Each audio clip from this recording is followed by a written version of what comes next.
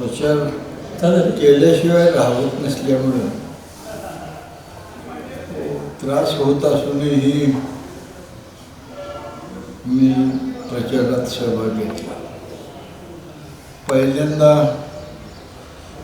मी वाळवा, शिराळा, त्याचप्रमाणे हातकणंगले, इचलकरंजी, पन्हाळा यातील जे प्रमुख नेते आहेत त्या सर्वांची गाठी घेतली.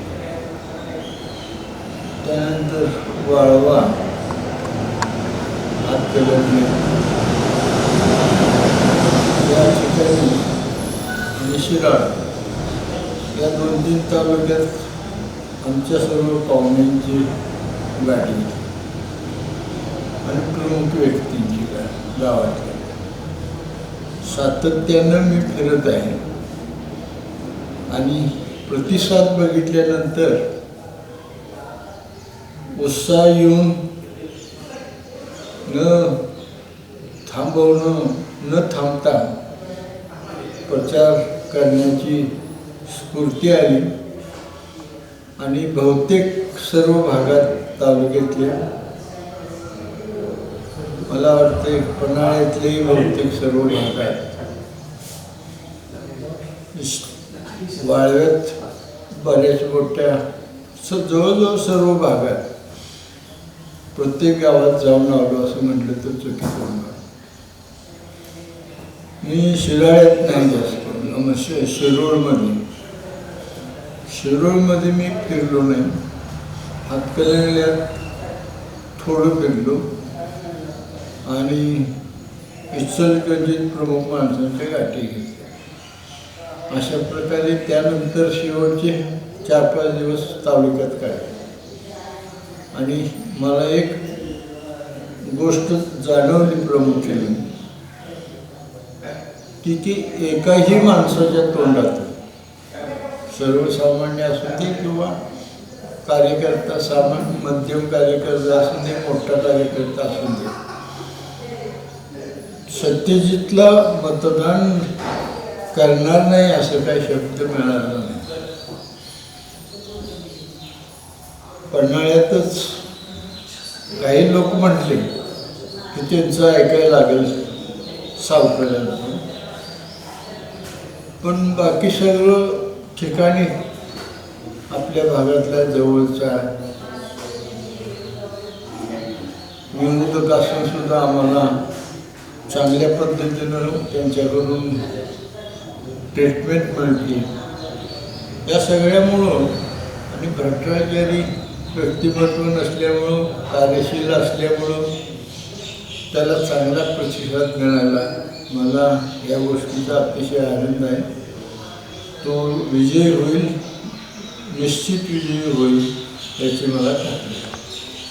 दादा असा होता की आबांचा मतदारसंघ हा नव्हे, हातकणंगले एवढा मोठा मतदारसंघ, तुमचाही संपर्क तसा नाही, तरीही ते त्यांना उमेदवार मिळाल्यानंतर कमी दिवस होते. कमी दिवसात लोकांनी त्यांच्यावर फुलाची उधळण केली जाईल त्या गावात. त्यांचं स्वागत चांगल्या प्रकारे झालं की आबांना निधी दिला नव्हता आणि याच्या आधी जे विद्यमान खासदार होते त्यांनी 850 कोटी कोणत्या 800 कोटी मतदारसंघ आणला. त्यांना लोकांनी गावात एकाला बंदी घातली. तुम्हाला लोकांनी का तुम्हाला असं उचलून धरलं, का लोकांनी फुलाची उधळण केली, काय म्हणायचं तुम्हाला? त्या 2 खासदारांच्या बाबतीत प्रचंड नाराजी.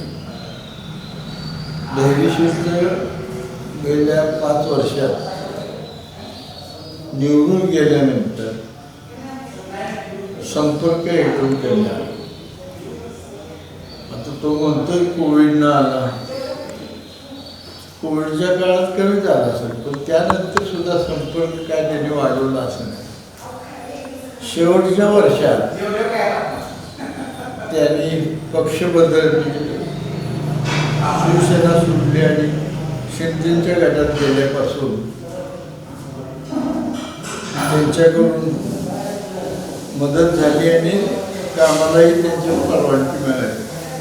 जिंकायची इलेक्शन म्हणून कामं मुख्यमंत्र्यांनी जास्त केली. त्यांनी कामं नुसती न करता त्यांच्याकडनं कमिशन घेतो आणि ह्याची प्रतिक्रिया अतिशय वाईट आहे. त्यामुळे त्याचं नाव सुद्धा घेऊ नका म्हणतात अशी परिस्थिती आहे. शेतींचं तसंच, शेतींचं काय पैशाच्या बाबतीत त्यांचं काय बदनाम नाही, पण त्यांना दोन भूमिका पार पाडण्याची गरज आहे. एक आंदोलन आणि त्याचबरोबर खासदार झाले. खासदार झाल्यामुळं भागात लोकांशी संपर्क करून कामं केली पाहिजे. ती बाजू त्यांची एकदम बंद आहे. लोकांना तिकडे गेलं तर भेटत नाही अशी ही परिस्थिती आहे.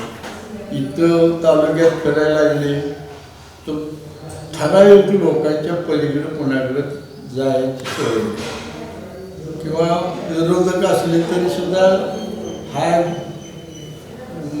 नमस्कार वगैरे असल्या गोष्टी टाळत असतात.